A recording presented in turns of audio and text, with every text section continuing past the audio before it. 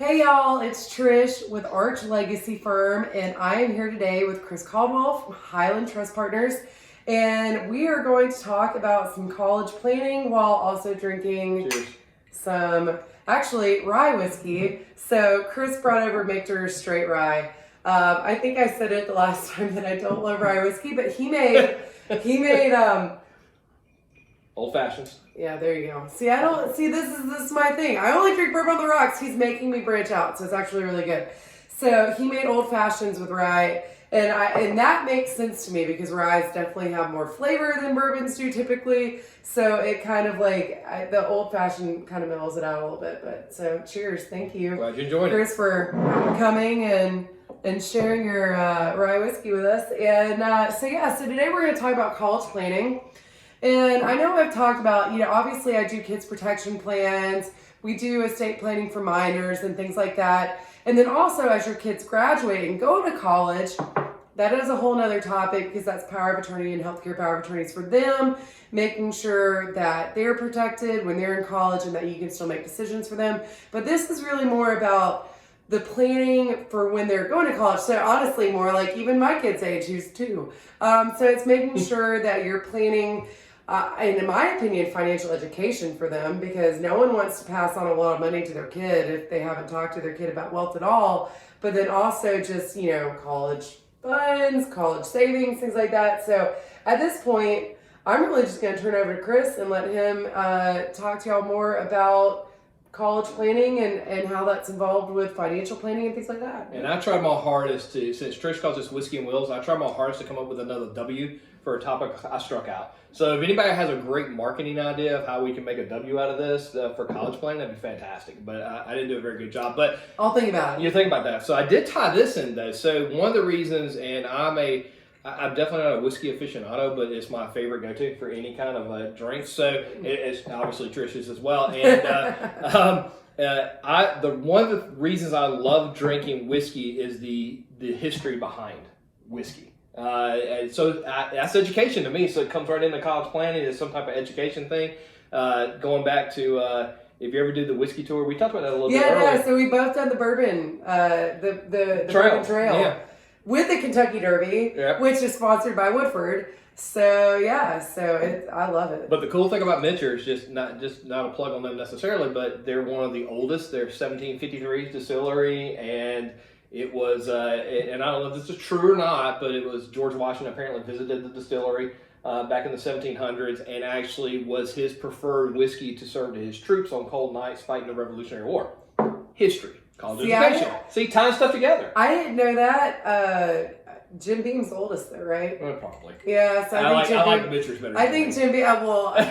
But Jim Beam does Basil Hayden, Baker's. They do. So, in all honesty, I mean, I love Michter's, love them, but I'm gonna say that I'm probably Basil Hayden Booker's girl. So we're gonna get into a whiskey debate before we even talk about college planning for a while. So, okay, now you can talk about college planning. For college planning for us as a financial planning firm, it's not just about an account. Okay, so a lot of people will come and say, hey, we're looking at doing some type of, our kids are 2, 3, 4, we want to do some type of college planning, and they're shocked that my conversation with them is not about opening a 529 account. Okay, that's not the first part of the conversation. The first part of the conversation is really about them as a couple talking about their preferences on things. So that has to do with things like, what do you believe in education? Do you believe that your child should go to a 4-year school? Are you agnostic to that? Did you? What is your history with your education and your family's education? Because there's plenty of parents. Maybe it's the husband's belief is that I just want my kid work ready. It doesn't have to be a 4-year school. It can be a technical school or something such as that. So I think college planning always starts with communication as a couple, just to know what they believe as a preference for their children, because that really ties into what they're going to do financially anyway. Because now a lot of families put a lot of pressure on the 4-year traditional college, but that's not always the best path for your kid. And I feel like we actually need to step away from that back to hey, you can go to a 2-year tech college and get a vocation and be making a hell of a lot more money right out. Sorry, well, and that's not meaning to cuss, but a lot more money right out of a vocational school going into like electrical engineering or medical tech or anything like that. I mean, personal experience. I've got one son. I've got one child, my oldest at Georgia.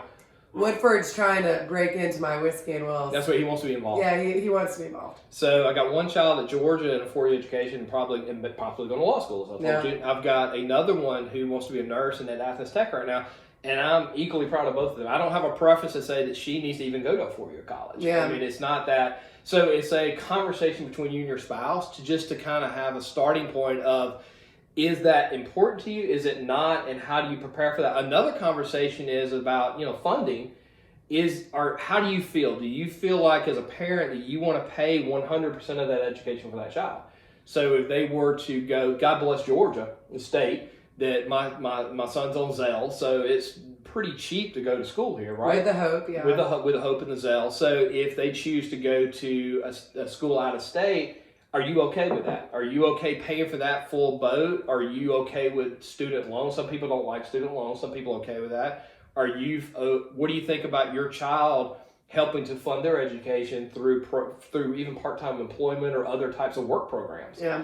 So those are the kind of things I think that parents need to talk about when their children are young, just to be on the same page, because that starts the process of how do we save for this. If you're fine, I mean, it's a personal preference. I'm fine with my children actually, if they had to take a part-time job or a student loan to help cover some of their expenses. Some parents are not. So It's not right or wrong either way, Trish. It's what you feel as a couple works best for you, and talk about it early enough, because one of you may think one way, the other may think the other. The worst thing you could possibly do is have that conversation when your child is a junior in high school. Well, and I totally agree. I mean, so my parents paid for my college, but I went to UGA. I had Hope. Zell did not exist yet. I'm older, Trish. I had none of that. But I had the Harris Scholarship, which is the Athens only scholarship. Okay. Because I was geeky and did lots of groups and took all AP classes my senior year of high school. But yeah, my college was paid for. But then they pay, but I mean, there's so much more than that, because they have to pay for room and board. Right. They have to pay for, I was in a sorority, so sorority fees are expensive, everything like that. But then when I got to law school and I decided to forego a scholarship to Georgia, because I'm sorry, but I'd been in Athens, Georgia for 22 years at that point. So I was like, I'm done. So I had a scholarship to Georgia Law School, and my dad got really mad at me. And my dad was like, you need to go to Georgia. I'm like, no, I'm not going to go to Georgia. I'm over it for right now. And then lo and behold, I'm back in Athens. But so I went to Emory, which for the record is my parents' alma mater. So the fact that he got mad at me for going to his alma mater is a little ridiculous. But so I went to Emory Law School, and so I took out loans. So they paid for my living expenses, and then I had to take out loans. But I mean, it's a house mortgage. I mean, to go to a school like Emory is a house mortgage. And so I was unprepared for the fact that even while being an attorney and I had a job right out of law school, I had a good paying job, I wasn't even paying interest. So it just kept going up and up and up. And so eventually I begged my dad to pay off my loans, and then I would just pay my dad. Right. So that's what I do now. So I'm fortunate that I don't have to pay interest, because y'all, I would never have paid this thing off. It was a beast. But so I'm curious, Chris, for my son, what we've done is that from my job in Atlanta, I had a 401k, of course, traditional, and I put as much as I could into it. Mm-hmm. And so then I ended up transferring that over to a Roth when I retired. Right. So I have a Roth IRA that's worth a good bit of money, and I've continued to put in it. And so I have that as my kids' college fund, because with Roths you can actually take, right, without tax penalty after 5 years, for your kids' education. Right. Correct? That's correct. So I'm interested to hear. So like with a 529, my understanding is that it's education only, and if it's not used for education, it's a penalty. If you do, so it's kind of like an FSA, because if you have a financial saving, because with an FSA, if you don't use it on your medical expenses or whatever, it's gone. Whatever doesn't roll over is gone. So with a 529, if it's not used, so if your kid gets a scholarship, if they go a non-traditional route, right. So all depend. So it really is a case by case, Trish. So so for some people, it may be what you had. It may be having money set aside in a Roth account that you're going to use for college expenses. And it's perfectly okay. What we want to do with families is go through all the types of things they can do. So it's not. Some firms will say you want to save for your kids' education. It's a 529 plan all day. That's not always the answer for everybody. What we want to do is analyze everything. I mean, there's things such as you can do prepaid tuition, depending on what state. Georgia doesn't have this, but some states do. That saves inflationary costs of college expenses. You can do UGMA accounts, which has negative effects as well as there are some advantages as far as control. You can use it for anything, not just college. But it can have some negative ramifications as far as you gifted the money to the child, and that's their money at 18 in Georgia, 21 in some other states, 25 in Tennessee. Oh, God. So we're not sure on that. But Tennessee has the best trust. But Tennessee has the best trust. So they have the positives and negatives on UGMA accounts. You can do Coverdale's have gone away. Savings bonds. I tell you a big one. When my kids were born. Or for birthdays and Christmas, savings bonds were through the roof as far as gifts for children. Yeah. But there's, depends on whether the savings bond's in the child's name versus the parent's name. So if it's in the child's name, talk to someone who knows. Who knows? You can't use it for education. It's in the child's name. So we had a big thing for us is that when our children were born, people just loaded us up with savings bonds for gifts in the child's name. I can't use it. I can use it for education, but I don't get a tax benefit from it. Gotcha. Does that make sense? So that's a possibility. So what's the benefit? So what's the difference between using like a 529 or a Roth IRA? What's the benefit of either? So on a 529 plan, one thing that you can get a better benefit of than a Roth is when it comes to FAFSA. So if you're in a situation where you may need some financial aid for your child, which isn't everybody, and it may not be you, but that's why it's a case by case. So if you think there may be some financial aid implications, usually a 529 is going to provide the better advantage than anything else, like a FAFSA like a Roth or a UGMA account or anything else. So we want to have a conversation with people about that part. The negative of one of the largest negatives that you already brought up in 529 plan is that it is an education account. So it is supposed to be used for education. So in my instance with my son, if we really don't need it for undergrad because he's getting Zell, he's doing very well, and I can't. So we're not using it for that. But if he goes to law school, we can use it for law school, which is a possibility. Now, if he doesn't use that account, I'm basically the owner of the account. I can pass that to another child. You can pass it to your daughter, or I can pass it to anybody in my family. Or I can be an old man and decide I want to go back for another degree for some reason or another. So, like with your family, you mean you could do like a niece or nephew or something like that? Absolutely. As long as it's close family member, you can pass it along to family members. The only thing I've ever said about an IRA or a Roth that's used for college planning is I don't want a family or individual to sacrifice their retirement necessarily sometimes for college. Now, if it is... See, we don't count this as a retirement. Right. So if you're already earmarked, you have extra money on the side, Trish, and it's definitely a college education through a Roth account, that's perfectly okay. That's why I say it's case by case.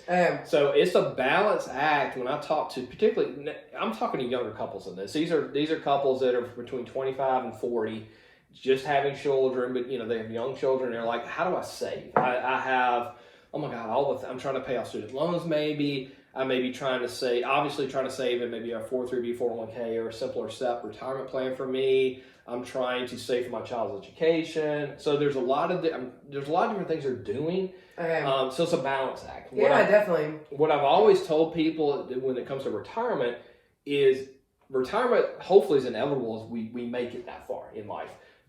Don't sacrifice retirement savings. And the earlier the better. Yeah. Don't sacrifice retirement savings for education savings because there's not a lot of options for retirement savings. There are options to pay for school. So if, for example, if you have a child who is in a situation like I can go to Clemson and pay out of state, and I'm using this as a real life example for my son. I want to go to Clemson. That's preferred choice. So how much you said want to get out of town, lives here his whole life. I want to go to Clemson.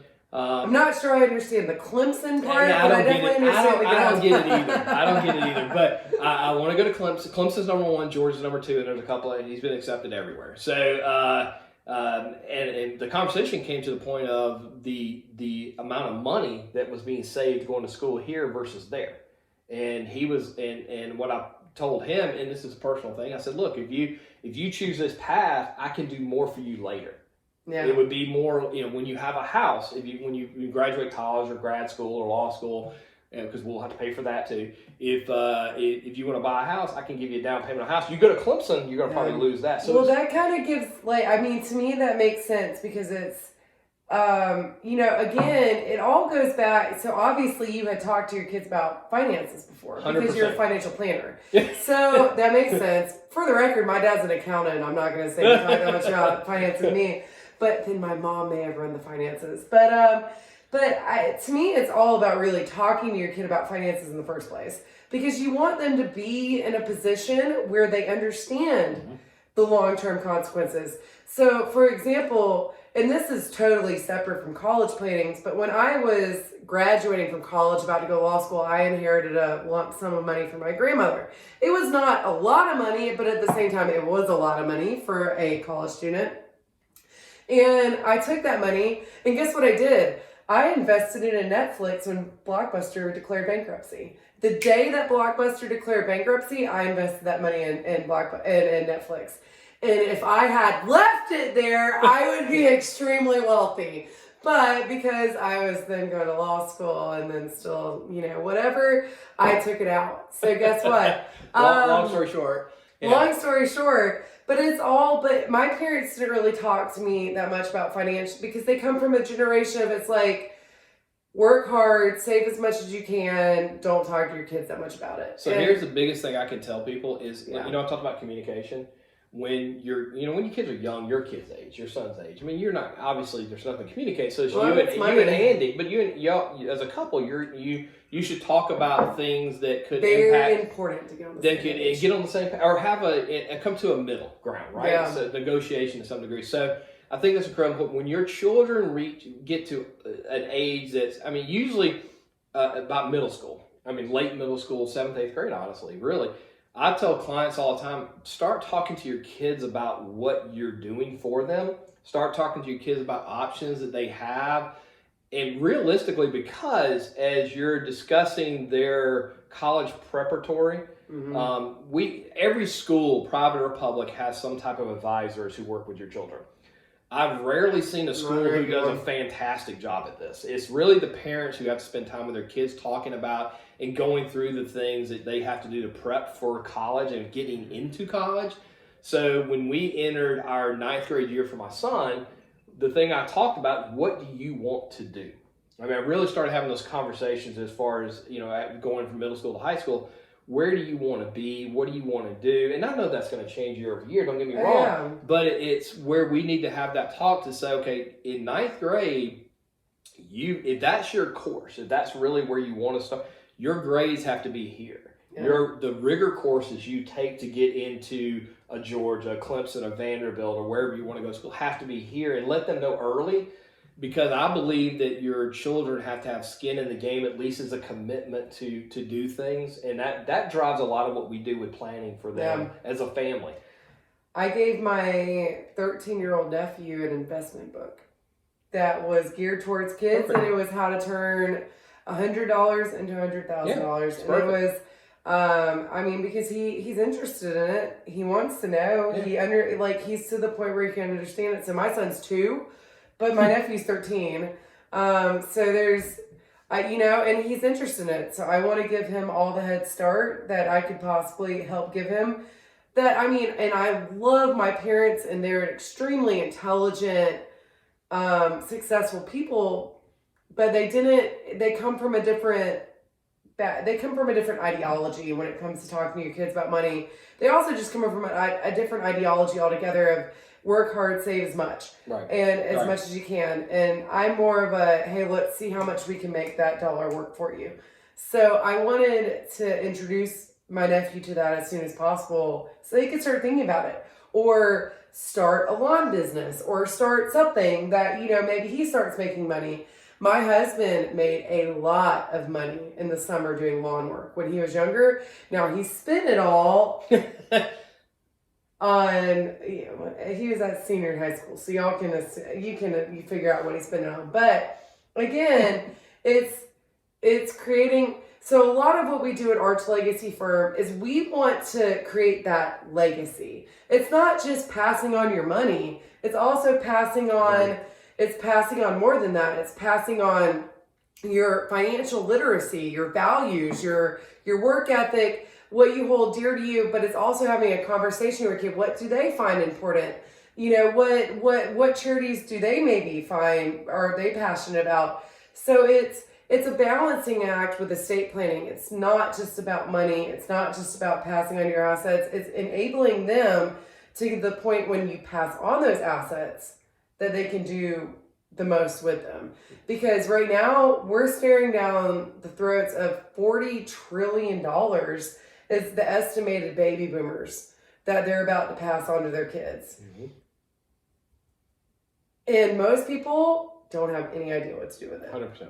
So if you start early with them and you start thinking about college savings and you start talking to them and you start telling them their options and being like, well, if you go to this college, there'll be more in the back end. But if you go to this college, we're going to have to spend it all. It's really helping them start thinking and processing these ideas when they're younger, because if they start doing that, I think it creates a better platform. And my favorite meetings are when a couple decides that, you know what, we'll bring our child to the meeting, and a child being a 16-year-old maybe. I love having those talks with and sitting around a room like this at a round table with husband, wife, and son or daughter, and going through maybe some of these scenarios. And I think sometimes, and I do it as a parent too, that our child won't understand this, and they really do. And they start to blossom. They started thinking about it. Oh gosh, such a young age. Yeah, and appreciate the value. Woody wants to give his 2 cents. This is testimonial. He agrees. 100% he agrees. So at Highland, at our firm, that's what we with financial planning. It involves things like this. It's a deeper discussion than, like you said, just money. Woody. Come here, buddy. Come here, buddy.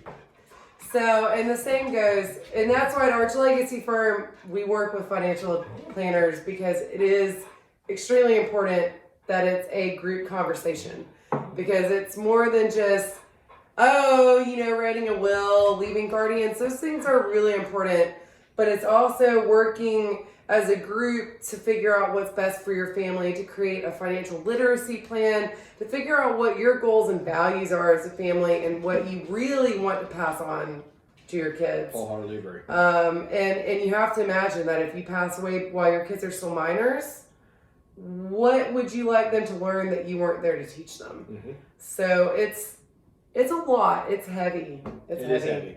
But it's worth it. So Thank you, Chris. Oh, quite welcome. Yeah, thank you for coming. Absolutely. And Chris will be back, hopefully, if I can convince him to bring more bourbon. He brought this, by the way, so whatever. Thank you, Chris. And I hope everybody has a wonderful Wednesday and a wonderful rest of your weeks, and I will see y'all next week.